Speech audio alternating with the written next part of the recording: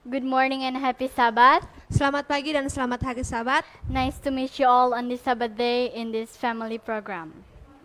The title of our devotion is Nothing is Impossible with God. Senang sekali berjumpa lagi dengan pemirsa di Kakak Yaknet ini. Pelajaran rumah tangga kita berjudul Tidak ada yang mustahil bagi Tuhan. One day, there's a couple named Ben and Jasmine. Suatu hari ada sepasang kekasih bernama Ben dan Jasmine.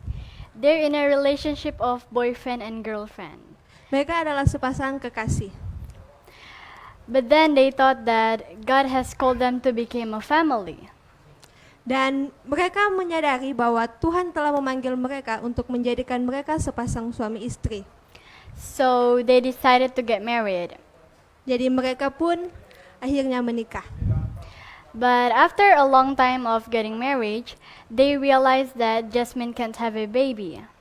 Dan setelah beberapa tahun kemudian, mereka menyadari bahwa Jasmine ini atau sang istri ini tidak dapat melahirkan seorang anak.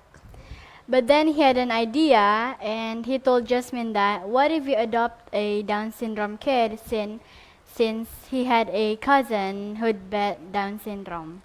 Jadi Ben pun memiliki ide dan memberitahu Jasmine bahwa bagaimana jika mereka mengadopsi seorang anak yang memiliki penyakit Down syndrome karena mereka memiliki sepupu yang juga menderita Down syndrome.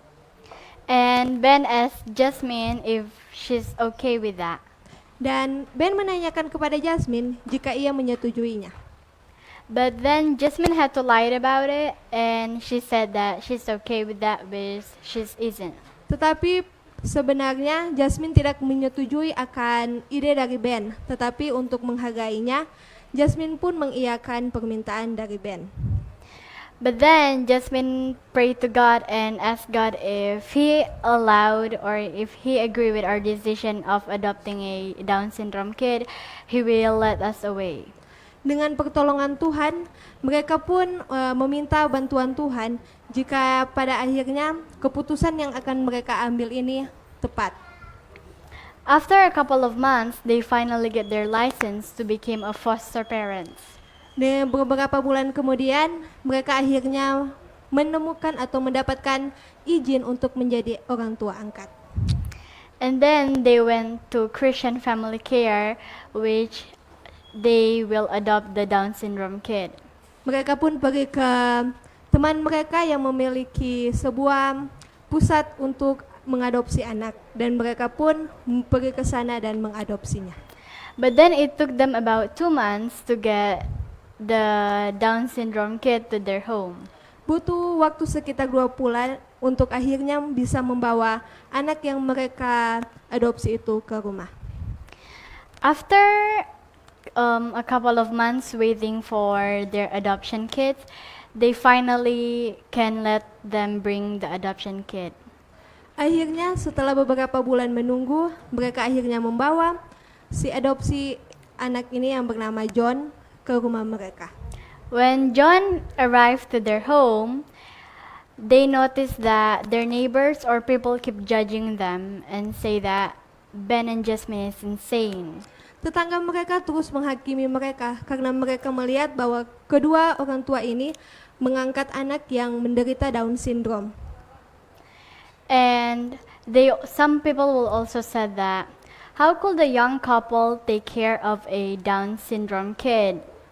Mereka mengatakan bahwa Jasmine dan Ben ini sudah gila mungkin karena mereka harus mengadopsi anak yang menderita Down syndrome di saat umur mereka masih muda.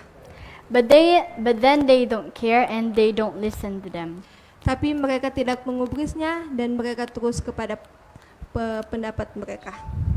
And then they always keep praying to God so that God can show them miracles to their cousin.